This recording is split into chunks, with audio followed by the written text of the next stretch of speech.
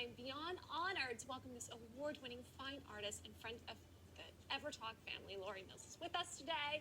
Thank you so much for being here. Thank you, Jasmine. So we mentioned during the commercial break this color you're wearing. This is like your color. The Pantone color of the year, classic blue. Classic blue, and we see it translated in some of your art we have on set. Tell us a little bit about it. Well, I love this color. It resonates with me. I have the good fortune of being a oil painter in Malibu.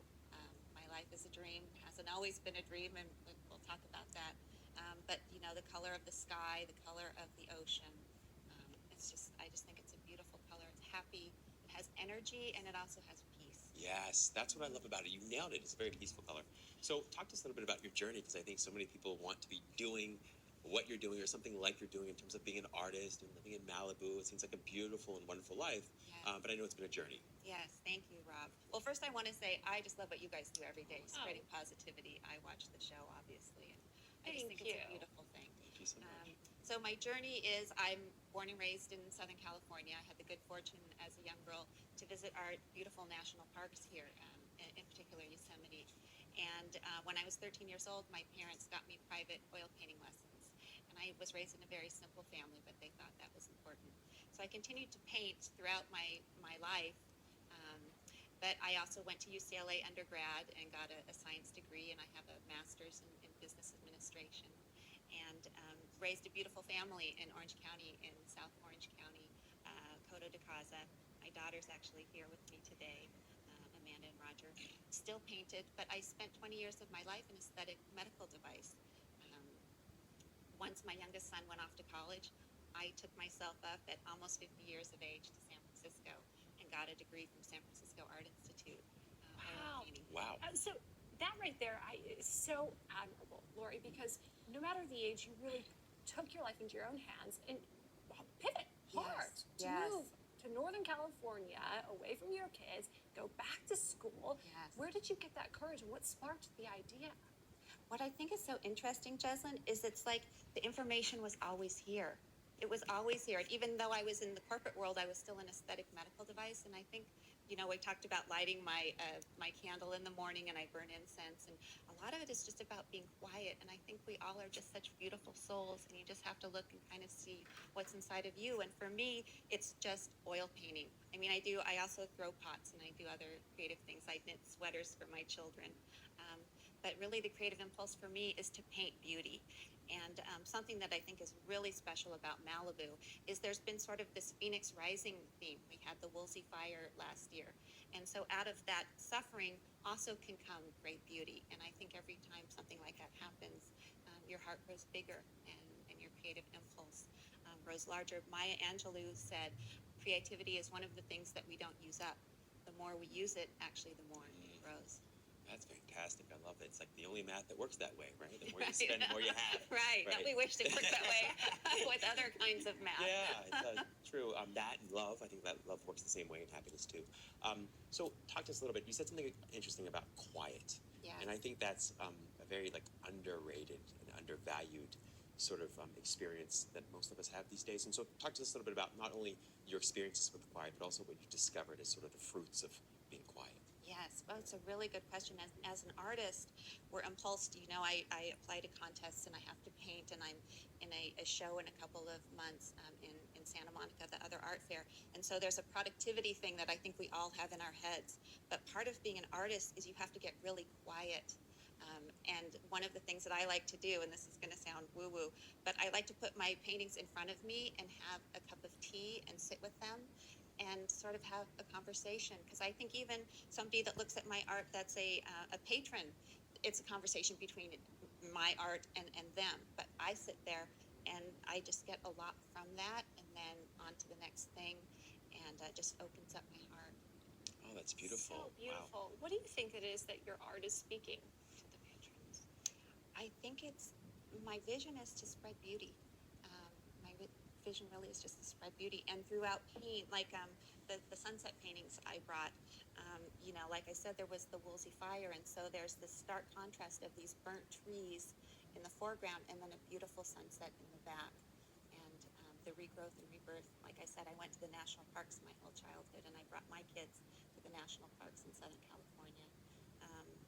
And just spreading beauty. You know what I love about you and your work, in addition to it just being all so beautiful, is that it comes from the same place that it returns to, which is the quiet, right? It's not only that the beauty comes out of the quiet, but also it returns you to the quiet just by observing it, feeling it.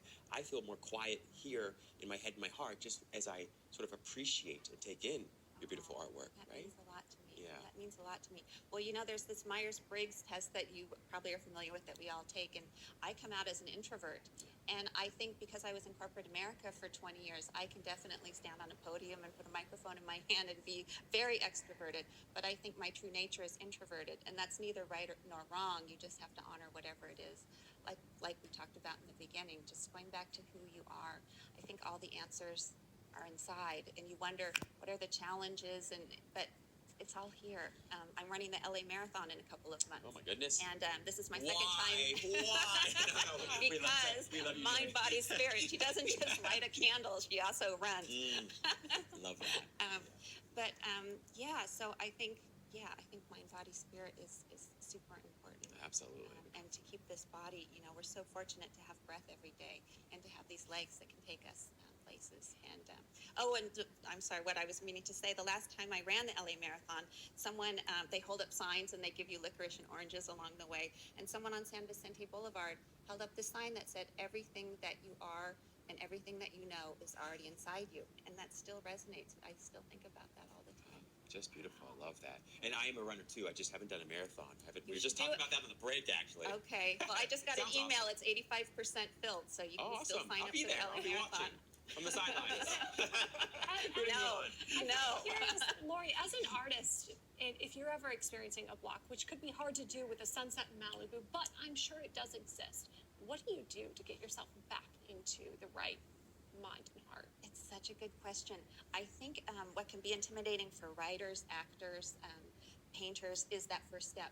So what I do is I have a blank canvas, and I am a photorealistic painter, but what I will do is I will paint my feelings. So I do sort of a mandala of, I just get my paints and I just kind of throw paint and I have no agenda. I just get my feelings out. Because there's something about writing that first sentence, or just, like I said, a blank canvas can be very intimidating. Just getting that first brush stroke on the canvas, and then I'll set that to the side and I'll start painting what I'm painting. Love that. It's like a little mind trick. Yeah, beautiful. That's a great mind trick. Is there anything else you do to really kind of set the tone besides have your cup of tea and have the conversation? You light candles, but is there music you listen to, or? I listen to Celtic women. My daughter and I were listening to that this morning. You Lift Me Up, I think, was the song that we were listening to.